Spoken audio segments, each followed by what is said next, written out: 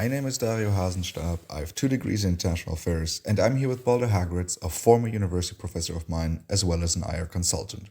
And together, we're bursting the Western bubble. Today, we will analyze how to understand self determination through the lens of the Western bubble. Because while Western societies have many strengths and significant weaknesses, in order to analyze these, we use the concept of the Western bubble. If you would like to know more about this concept, how this podcast started, or who we are, make sure to listen to our introduction episode. Hi, Balder. Why are we speaking about this topic today? Why are we speaking about such an abstract concept of self determination? Hello, Dario. Well, it is actually a concept that is continuously having an impact on the real world of international relations. It is always floating around in terms of conversations about different regions, different local conflicts. But lately, over the past 2 weeks, we have seen it being very much relevant when it comes to Nagorno Karabakh, the enclave of Armenians within Azerbaijani territory. One day maybe we can have a episode analyzing that conflict in itself, but the end result is that you've got over the past 3-4 years 150,000 Armenians essentially being removed from Azerbaijani territory, with these past 2 weeks over 100,000 people likely to be leaving Nagorno Karabakh. And that raises the question of self-determination, because a lot of people will say, hang on, aren't these 150,000 people allowed to choose for themselves who rules them, given that it is such an obviously homogenous group of, I think, 99% Armenians? And why are the Azerbaijanis, the Azeris, capable of actually forcing them out of their ancestral homes? Well, and the answer to that is, of course, Westphalia. We often talk about beautiful concepts such as people having the right to determine their own destiny, but in the end, we live in a world ruled by Westphalia. We live in a world ruled by territorial sovereignty, and Nagorno-Karabakh is within sovereign Azerbaijani territory, and therefore the international community cannot do much about this, even if they don't like the idea of 100,000 people being removed from their homes, because the rules of the game always prioritize the territorial integrity of a country. And what are the facts? Self determination is a concept that refers to the ability of individuals or groups to make choices and decisions about their own lives and to have control over their own destinies. It encompasses the idea that people have the right to determine their own goals, make their own choices, and pursue their own paths without undue influence or interference from external sources. The Nagorno-Karabakh conflict is an ethnic and territorial conflict between Armenia and Azerbaijan over the disputed region of Nagorno-Karabakh, inhabited mostly by ethnic Armenians, and 7 surrounding districts inhabited mostly by Azerbaijanis until their expulsion during the 1990s. The Nagorno-Karabakh region is entirely claimed and partially controlled by the breakaway Republic of Artsakh, but is recognized internationally as part of Azerbaijan. What is the bubble? So when we talk about the bubble, you summarized it pretty well. I just read out the fact sheet. So the conflict between Armenia and Azerbaijan has its root long before our days. The history of it is fascinating. I once had the privilege of kind of creating a presentation on the conflict in a conflict analysis class. So it's deep rooted. I don't think we need to get into who's right or who's wrong. I think it would be incredibly difficult to tell. But what this kind of leads to is to a Western reaction, or first of all, an international reaction to this, to the recent developments of Azerbaijan starting a special military operation, moving in, then the kind of the breakaway republic agreeing to a ceasefire and agreeing to basically dissolve until the 1st of January 2024. And as you said, the international community, and particularly the Western community, is uncomfortable with this. And I think it's best summarized by the Western press, right? Because you have this conflict between, there are these 100,000 people, give or take, who should have the right to self-determination.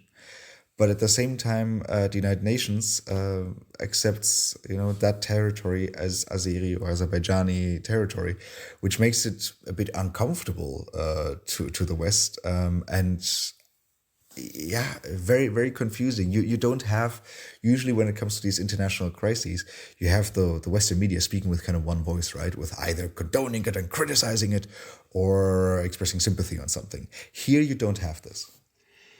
It's very interesting the way you phrased it in terms of they should have the right of self-determination, and I think that's a very good way of putting it in terms of our intuition often is, hey, here you've got a people who feel oppressed. Whether they are oppressed or not is a different question. That depends on each specific situation. But here there is a group of people relatively easy to recognize ethnically or culturally, religiously. They feel oppressed, and therefore we want to grant them the ability to choose their own destiny.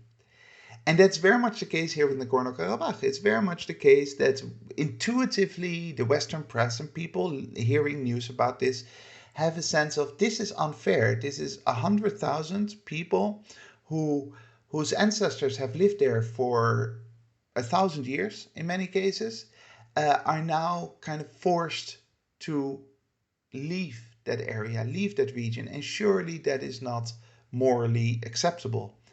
However, the international system has absolutely no practical answer to this. The international system doesn't have a practical method of determining what self-determination actually then would involve. The only thing that the international system has is recognizing the borders. And then now when people listen to this, they will send us enormous amounts of articles by legal scholars trying to find a determination of what is a people, when can they choose their own destiny, etc., etc. And there is a huge body of literature trying to get to a practical format of actually identifying the right of self-determination, and it never gets anywhere in reality, in practice, because they always run into this Westphalian obstacle. Even more so, and I'm very happy that you point out that it's not about putting the label bad guys or good guys on here. It's important to remember that in the early 1990s, both sides essentially engaged in this type of ethnic cleansing, where from Armenia, there were about 700,000 Azeris who were being expulsed, who were being essentially pushed out of Armenia, and there were about 500,000 Armenians who were being pushed out of Azerbaijan. This is not a conversation about the good versus the bad, or it's not a conversation about moral absolutes. It's a very complex situation where the international community doesn't have clear answers, but we see 100,000 people fleeing their ancestral homes, and we feel very uncomfortable by that. See, and that's where I think Western media and the Western general is a bit confused, right? Because there's no good and bad guy. And at least, and this might only be my perception, but also from a Western bubble perspective, right? There is a bit of more sympathy towards Armenians because, Christian, Azerbaijan supported by Turkey. We're feeling uncomfortable with Turkey. Azerbaijan's also a dictator, well, according to the Western definition. So I think in general, the West will feel a bit more uncomfortable with Azerbaijan and more comfortable with Armenia. And I think especially in the past few years, so basically the conflict was basically kind of frozen. Well, I mean, that's a difficult term. My conflict professor is probably having chills run over their back because I just used the term frozen conflict. But I think most people understand what I mean. So you had this kind of frozen since the 1990s. And in 2020, it kind of flared up again, right? And that was mostly because of Turkish drones, and Azerbaijan making a lot of money with gas and kind of increasing its military. And you had the shift, you had the scale shifted in favor of Azerbaijan for the first time, where I remember, especially in those days of 2020 of the conflict, I thought, I mean, in general, I see the problem with military aggression. However, according to the United Nations, this is Azeri land, right? This is recognized by the United Nations that this is Azerbaijan. So theoretically, you could see, a UN justified way of reclaiming the land for Azerbaijan. Absolutely, which is exactly why you have such a almost unnoticeable reaction, almost a very mild reaction by the international community, the West and anyone else, because in the end, this is an internal affair of Azerbaijan, however weird that sounds, given that it's clear that sort of the victims are 100,000 Armenians, but there is absolutely no mechanism to do anything about it from an outside perspective. And even if you wanted to do something about it, what are you going to do about it? You can't all of a sudden impose in an island, an independent island, in one territory, despite all the big talk about the right of self-determination that we always have in general. It's always one of those things that, in broad terms, we invoke such a term because it sounds intuitively correct, but once you get to a practical reality, it no longer works. On a quick side note to go back, there's another important aspect for this conversation that you didn't mention, namely that there was a mild shift in Armenia away from Russia towards the West over the past 5 years. As a result, Russia, traditionally sort of a protector of Armenia, has become a little bit lackluster in its support, to put it like that, also because Russia has geopolitical interest towards Turkey. And that is relevant for this conversation because you have a political interest that determine the fate of peoples, right? You have political interests that determine whether it is actually a case where the international community wants to intervene or not. So when Westphalia gets broken, it is because of it's because of political interest. If Westphalia gets upheld, it is because of political interest. There is a huge body of evidence that self-determination gets first of all overruled by Westphalia, and if it doesn't get overruled by Westphalia, it gets overruled by politics. And that's very much in evidence here when it comes to the Armenians in Azerbaijan, that politically there's basically no support group anymore.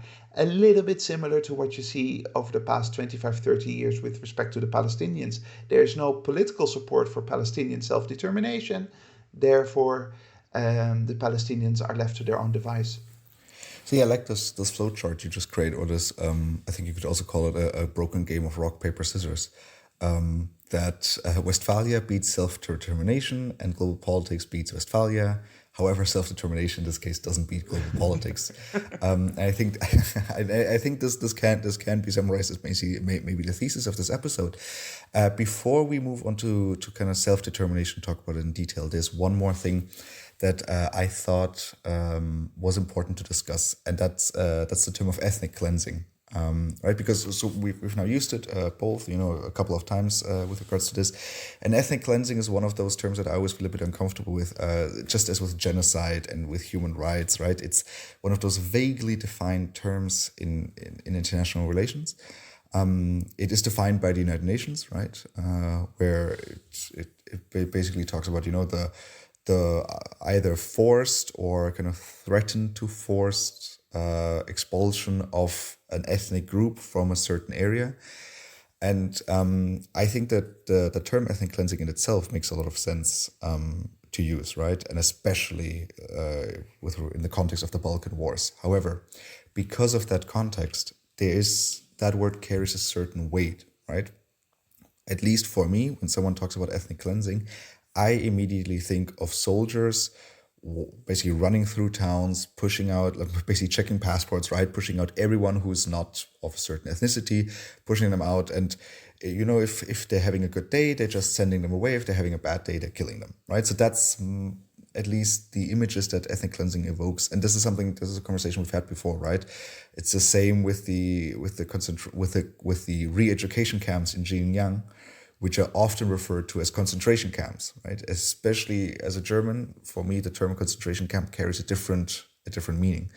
And this is an interesting aspect of this conversation, right? Where I think there's definitely an aspect of ethnic cleansing happening because people currently are fleeing that area en masse because they are worried. They're really generally scared, and probably for the very right reasons, of the treatment they will be receiving by the Azeri authorities. But then ethnic cleansing as a term here, it evokes other images, and I'm always a bit worried about the politicization of then these images. You've always been very consistent, Dario, in um, rightfully pointing out that we have to take good care with terms, and the concentration camps is a very good example. Um, Before the episode, we also briefly mentioned the word apartheid as one of those terms that gets thrown around willy nilly without actually taking care of what it actually means. The problem with the word ethnic cleansing, even though it certainly, in the case of right now, the Armenians, there's no evidence that the Azeris are actually pointing their guns systematically. There will probably be cases in villages of that happening, but there is no official policy by Azerbaijan to point the guns at the Armenians and say, now you have to leave. I think the formal policy is you can stay, but this is Azerbaijani territory. But this is exactly where I think ethnic cleansing still kind of applies, because how do you define it? If your definition is simply, unless a gun is pointed at you, it's not ethnic cleansing, then we need another term that describes this very same process. Because those Armenians right now in Azerbaijan know that if they stay, life is going to be tough, even if no one tells them or threatens them that that's going to be the case, right? And I've got the definition here of the UN and taken over by the European Union, which is a bad definition, because rendering an area ethnically homogeneous by using force or intimidation to remove from a given area persons of another ethnic or religious group. And here's the kicker, which is contrary to international law. Well, that last bit in international law has once again complete lack of relevance here, because international law cannot be applied in these situations. But the intimidation is, of course, a reality that people face. And if you notice that in 1 year you've got 100,000 people living in one area, and 5 years later those 100,000 people are gone, and they all happen to be from one ethnicity, from one culture, with one identity, yeah, I mean, we can think of another word, but it was a matter of ethnic cleansing. Yep. No, 100%. Again, it's just, well, I mean, the definition is terrible, as you said. Throwing together intimidation and the actual use of force, I think is, it allows too much room for evoking these images. But no, 100%. If you have 100,000 people leaving an area within a few days, right? I mean, I think we talked about it briefly before. It's estimated that somewhere between 60 and 80,000 people have already left the area within the last few days, on top of the approximately 50,000 people who have left the area in the past few years. So, yeah, but that was yes. And it's important to realize here that whatever term you put on it and whatever your analysis is, without needing to put the black hat and the white hat on certain groups like bad guys versus good guys, it is important just to realize that this is a human tragedy. 100,000 people losing their ancestral home, now basically being left in limbo, hoping that they get some kind of support in Armenia. It is not pleasant to watch, and if you are a victim of that, then you don't care what term is being used to describe it. You're just suffering at the moment, and it's always important in international relations not to get too caught up in the abstract conversations, but always realize that you're talking about large groups of human beings who are right now, as we're talking, facing real hardship. Yeah, exactly. So let's have a harder cut here and move towards then self-determination. Where does that actually come from? I mean, it's because with Westphalia, right? So territorial sovereignty, we can point to a specific treaty, which always makes me very happy as an international relations student, right? You get to look at a treaty and a concept comes from that, and then you can use that concept and apply it. Lovely. With self-determination, that's not the case. At least I'm not aware of the Treaty of Self-Determination. No, there isn't. Like I said before, there's a huge body of work that has been built up trying to define self-determination. Part of the definition has been, how do we define people? What is a people? What is a group of individuals together along religious or cultural or ethnic lines? So there is a huge body of work, but there's not one treaty. The modern version, there have been other past conversations about the same similar issues, but the modern version comes from the post-World War II scenario where decolonization was happening. And decolonization was happening regardless of whether we use the word self-determination or not, politically, once again, politics overriding anything else, it's completely obvious that Europe had lost its mojo, Europe had lost its power and could no longer maintain its control over its colonies. That was just a reality. Had nothing to do with philosophical conversations, but that in order to put that into a broader moral context, the idea of self-determination was introduced into the literature. And this is one of the reasons why the UN Charter puts emphasis on this, and why an awful lot of documents in the 1940s and 1950s invoke this term, self-determination, basically to say, okay, you had a bunch of white dudes controlling sub-Saharan Africa. Obviously, that doesn't make any sense. They don't belong there. They shouldn't have been there in the first place. They need to get out. The people of sub-Saharan Africa or in Asian regions have now the right to determine their own destiny. And so it was almost basically putting a framework around a reality that was happening anyway. Now, if you then fast forward to the 21st century, decolonization is no longer a thing. I mean, there's still Gibraltar and Ceuta and Melilla and some other places like that, but colonization is no longer part of the discussion, really. However, now it is being applied to the rights of indigenous populations. But once again, what you see is that indigenous populations have a fight already happening. They are already standing up for their interests, for their concerns. They feel often neglected or sometimes even oppressed in certain countries. And they now invoke this idea of self-determination accordingly. But once again, it's politics coming first and then putting a vague concept such as self-determination on top of it. The way this sounds, it reminds me of autonomy, right? I think, I don't know, let's see if I can make that claim, that the modern day version of self-determination would be autonomy.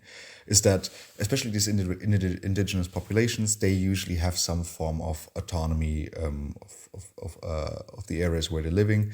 It's not entirely territorial sovereignty, because no government likes to give up territorial sovereignty, but I think that autonomy, you could make that claim, and this goes back to Armenia, Azerbaijan, where you have that you had the autonomous region, which is a compromise, right? It's kind of a limbo between sovereignty and self-determination. Let's create autonomy.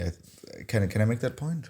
Absolutely. It is a one in which people try to control their own destiny within a broader framework that they feel doesn't represent them. And in many cases, that is a very valid concern. We do know, unfortunately, that right now in 2023 and throughout history, there has been a lot of oppression and suffering by minority groups within Westphalian structures. Now, the difference between the right of self-determination and the oppression of minority groups that are more scattered is, of course, quite clear. So, for example, if you have a population, let's say a Jewish population in 16th century Spain that is scattered throughout Spain, they cannot claim autonomy because their identity is not linked to a specific territory within Spain. They're still oppressed, and there's still a problem of the majority overruling a minority and threatening a minority, but there is no autonomy conversation to be had. But when you have that minority centralized, or if you like, that's focused on one specific area, now all of a sudden they can say, oh, hang on, we can actually draw a little map, sort of Westphalian light map inside of this larger Westphalian body, and we can now say, okay, let us make our own choices because we have our own interests, we have our own agenda, we have our own identity, leave us alone.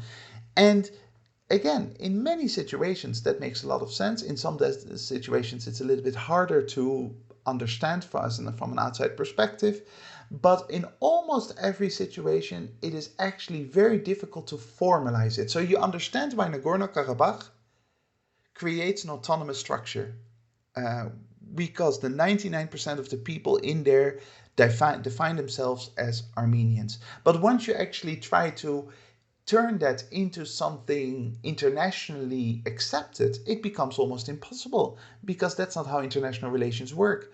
If I take a group of friends, I don't have that many friends, but let's say that I've got a few thousand friends, and we create a little village outside of Madrid, and we say, now we define ourselves as different from the Spanish state, we want our own autonomy. There is no formal process to get to that result, right? How do we define ourselves? Based on what?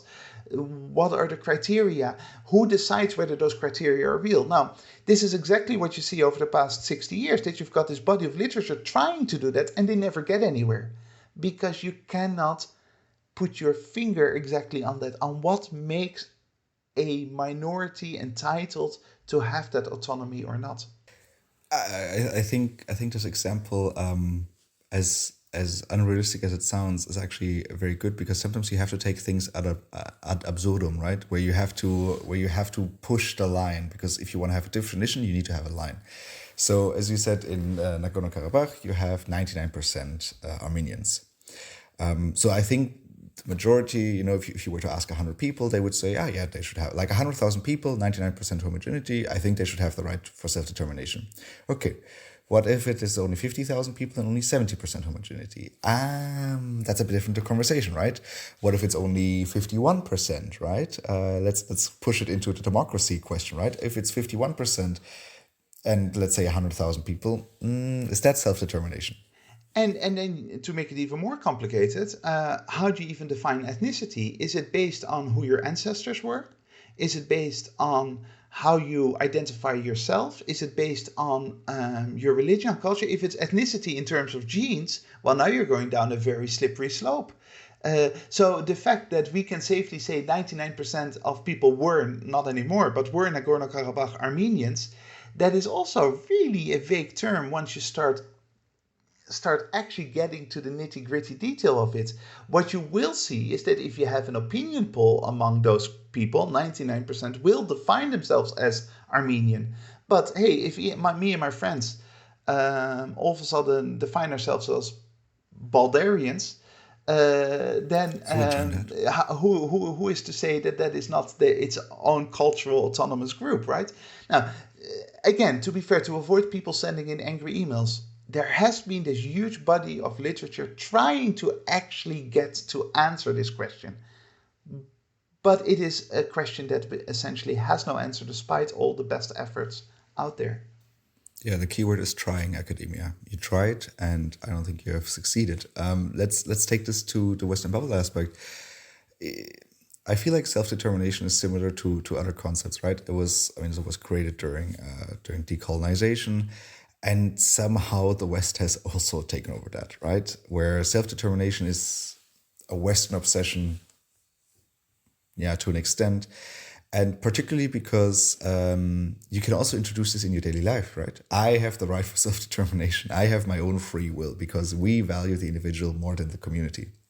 It goes very much along those lines of other concepts like human rights and all that. So decolonization was going to happen, but we put a label on it to give it some kind of philosophical justification. The idea, even if no one had ever thought of the concept of self-determination, Sub-Saharan Africa would be independent from Europe in 2023. Self-determination has no impact on there. But we like to have these concepts because it gives a moral stamp on political interests.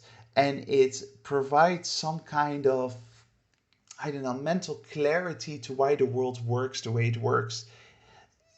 And that can be quite dangerous, right? Because of the vague nature of these concepts. Now, we in the West have this tendency to overvalue, at least overvalue in historical terms, overvalue the rights of the individual. And if an individual says, my state does not represent me, I feel ethnically or culturally different, I identify as something different, then our Western spidey senses start tingling, and we feel that you as an individual have a right to then take your own path, because we have very little interest in defending the communal aspect of society, of defending the social group aspect of society. In the West, we really emphasize that individual nature over everything else, which distinguishes modern Western culture from 99% of human history, right? Where the communal and group thinking took way greater precedence over the individual rights of each human being. And can you explain to our listeners what is the problem? And this can be incredibly damaging. Lucky us, we're currently in the what's the damage category.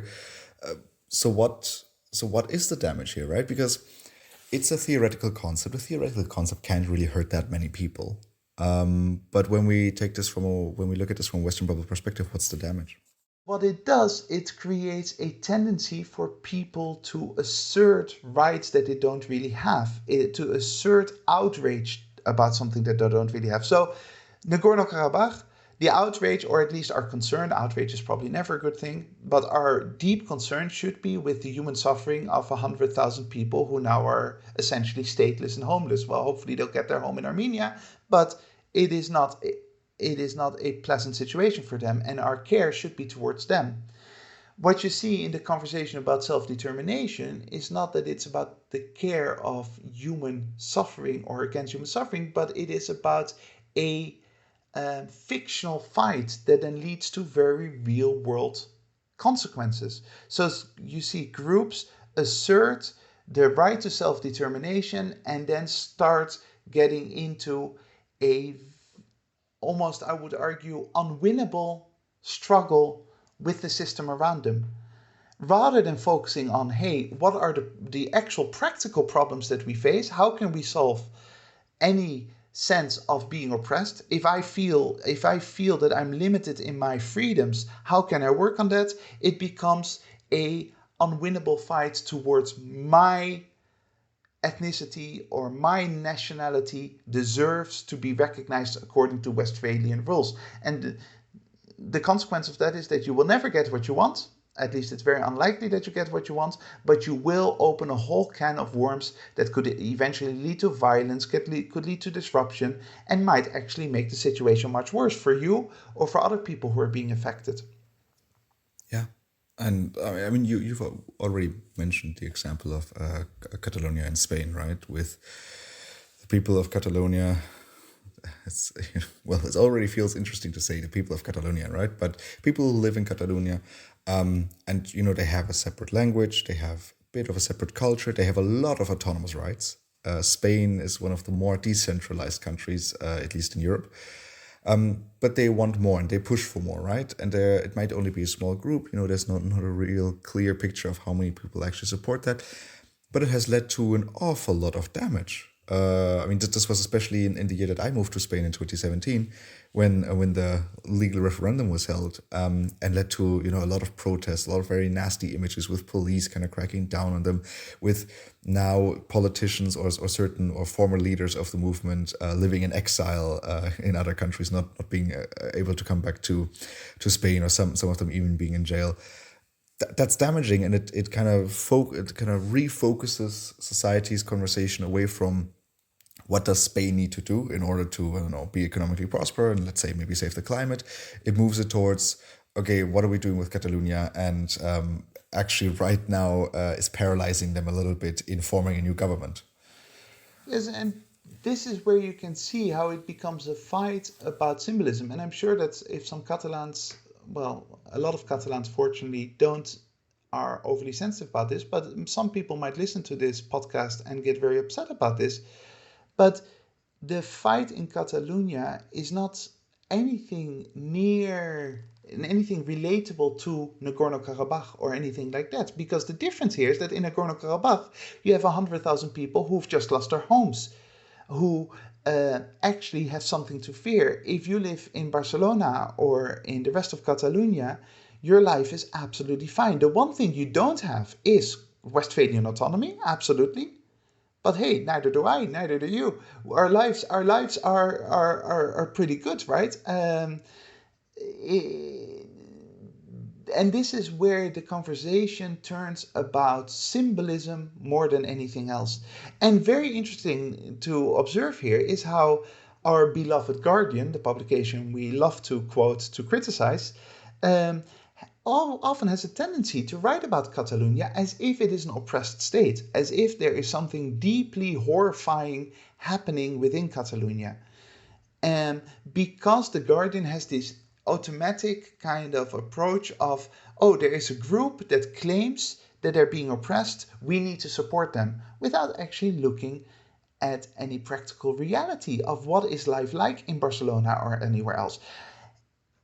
If you actually want to have a serious conversation about Catalonia, you're going to have to find a mechanism to determine what it is to be Catalan, why being Catalan distinguishes you from being Galician or distinguishes you from being Madrileño, and how you actually put this into a practical framework. And given that nobody ever in the world, not just in Catalonia, but ever manages to do that in an effective way without the tides of politics being in favor, you run into the problem that every group claiming self-determination runs into. So this conversation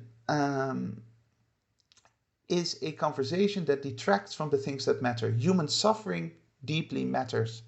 This kind of symbolism leads to disruption that actually often leads to greater human suffering unnecessarily so. I must point out here that a very long time ago, I was invited to a conference in Catalonia, and it was supposed to be about Palestinian people, and it turned out to be basically a conference that equated the plight of the Palestinians to the plight of the Catalans, as if these were similar, because both were two groups who did not have the right of self-determination according to the narrative of the conference. And I was absolutely horrified by it. The idea, I try not to get outraged in life. It's not a productive state of mind, but it is horrifying for anyone to compare the situation of Catalonia to the situation of the Palestinians. It is so outside of the realm of reality. And the only way that can happen is by just clinging on to such broadly, vaguely defined concept as the right to self-determination. Yeah, the situation is exactly the same, of course. I mean, if you have you looked at Barcelona? I mean, it's insane. I don't. But this is what these concepts do. This is the problem with these kinds of concepts. It creates such a warped image of reality. And any Catalan who feels that they're in the same boat as the Palestinians need to go and visit the West Bank or Gaza, and then come back and tell me with their eyes looking at me that Barcelona is the same. And what now? And where do we go from here? So what's the future with the system of self-determination? What do we do with this now? Well, the world is moving in a direction of greater anarchy. There's less control, for better or worse, right? But the decline of the sort of the Western dominance means that there, at least at the moment, there doesn't seem to be a model replacing that, which means that it becomes more of a fight between the powerful.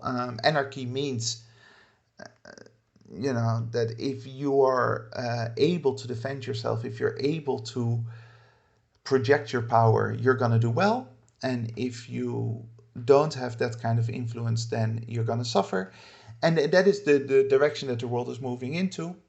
And as a result, what will happen is that politics is going to be less conducive to supporting self-determination, because there's no longer that Western kind of sympathy for self-determination.